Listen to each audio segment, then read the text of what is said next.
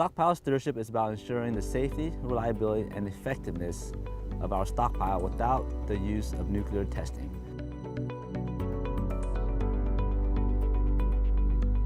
This is a very challenging effort that uses the latest science and technology to assess and understand every aspect of a nuclear warhead with extraordinary detail.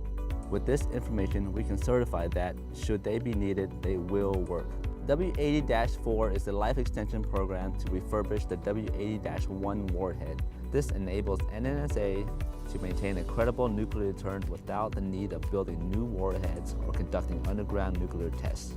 However, that's not the only goal. There's also a focus to add modern components and safety features to turn the W80-4 into one of the safest warheads in our stockpile. This warhead will be coupled with a new cruise missile that's being developed in parallel by the U.S. Air Force. This combination will be a force multiplier for the B-52 and B-21 aircraft. In managing the stockpile, we depend heavily on many state-of-the-art testing facilities at the lab. This includes our high explosive application facility, where we study every aspect of high explosive engineering, from explosive formulation and synthesis to safety and performance testing in our contained firing vessels. At our Site 300, we have large-scale environmental test facilities to simulate shock, vibration, and thermal loadings to ensure robust performance of the warhead throughout its entire life cycle.